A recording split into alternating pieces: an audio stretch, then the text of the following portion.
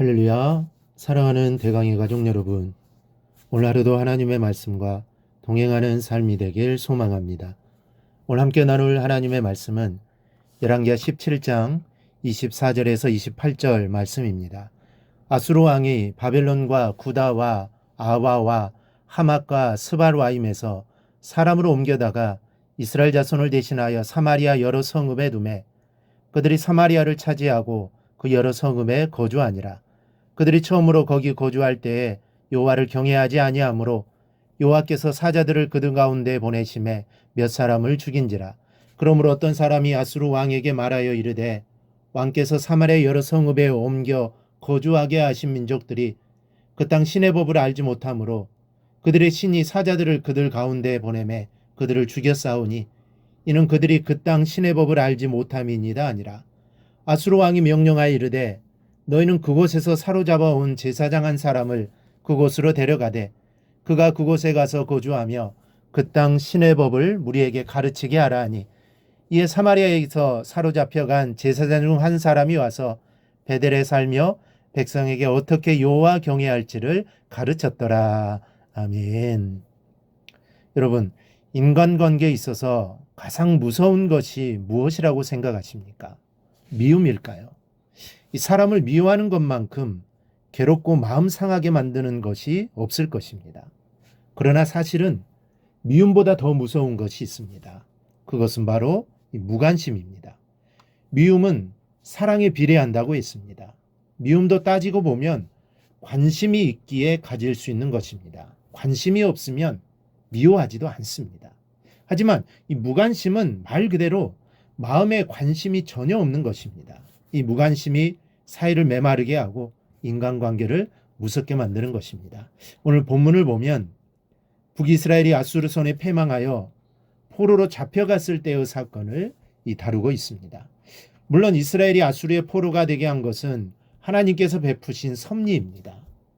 그러나 북왕국을 멸망시켰다고 해서 하나님이 이스라엘을 버리신 것도 이스라엘을 미워하신 것도 아닙니다. 여기에서 우리는 하나님의 보이지 않는 또 하나의 깊은 사랑을 발견하게 됩니다. 24절을 보면 아수르 왕이 바벨론과 구다와 아와와 하맛과 스바라임에서 사람을 옮겨다가 이스라엘 자손을 대신하여 사마리아 여러 성읍에 두매 그들이 사마리아를 차지하고 그 여러 성읍에 거주하니라. 아수르 왕은 선민 사상을 갖고 있던 이스라엘 백성의 혼을 말살시키기 위해 이민 정책을 도입했습니다. 민족 혼합 정책입니다.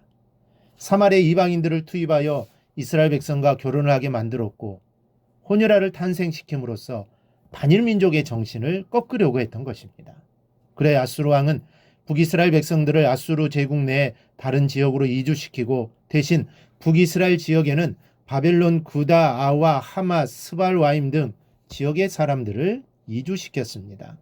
이런 이민 정책으로 인해 생겨난 혼혈야가 신약 성경에 등장하는 사마리아인입니다.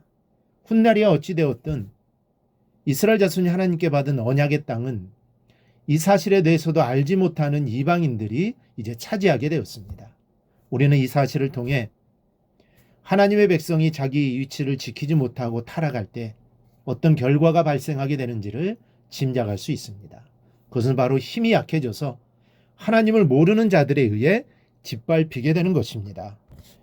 물론 이는 역으로 하나님의 백성이 하나님을 의지하면 강성하게 될 것임을 시사합니다.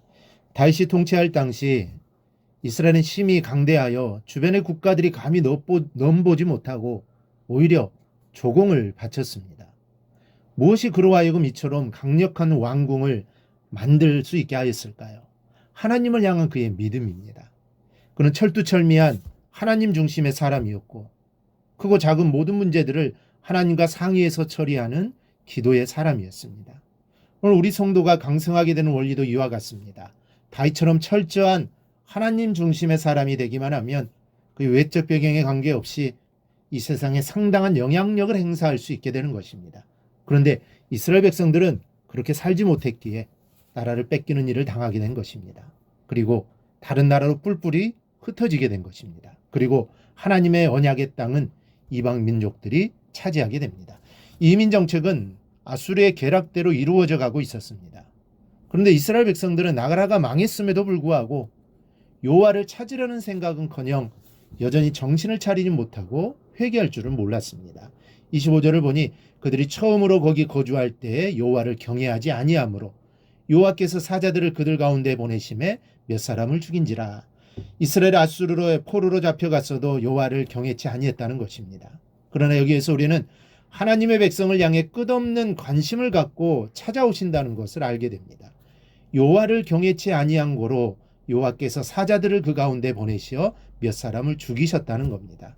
끝없이 우상을 섬기고 끝없이 악행을 저지르다가 멸망한 백성들이지만 하나님의 마음은 그들을 버리신 것이 아니었습니다. 어떻게 해서든 그들을 다시 회개시키기 위해 여호와를 경외하지 않는 백성들에게 맹수를 보내어 몇 사람을 죽이신 겁니다. 원래는 모두가 죽어 마땅한 죄인들이었으나 하나님은 몇 사람만 죽이시고 그들이 깨닫기를 원하셨던 겁니다. 이렇게 하지 않고서는 저 백성들이 여호와를 깨닫지 못할 백성이었기 때문입니다. 이 사건의 소문은 이제 전국을 강타했습니다. 기이한 사건이 벌어졌으므로 온성이 떠들썩하였고 이 재앙의 원인이 여호와를 섬기는 방법이 잘못되었다는 것도 알게 되었습니다.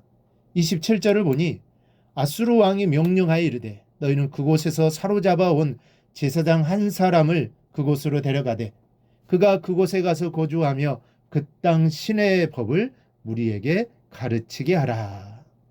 하나님의 이런 재앙은 아수르 왕으로 하여금 공식적으로 제사장을 초청하여 여호와를 잘 섬기도록 왕명을 내리게 만드셨던 것입니다.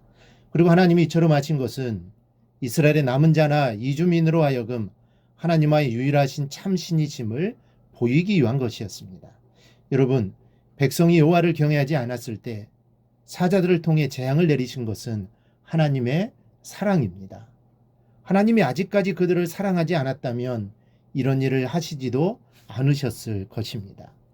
우리가 아무리 큰 죄인일지라도 하나님의 관심은 여러분에게 있습니다. 그 사랑은 절대로 단절되지 않습니다. 그리고 어떠한 방법을 통해서더라도 여러분을 하나님께로 돌아오도록 하실 것입니다. 이것이 바로 나를 향한 하나님의 끝없는 사랑임을 잊지 말아야 합니다. 그리고 그러한 일들을 겪게 될 때 하나님께 깊은 감사의 기도를 드릴 수 있는 여러분이 되시길 바랍니다. 그리하여 하나님의 사랑 안에 늘 거하기를 주님의 이름으로 축원합니다. 오늘 묵상한 말씀을 굳게 잡고 삶으로 실천하며 살아내는 대강의 모든 성도들이 되기를 축복합니다.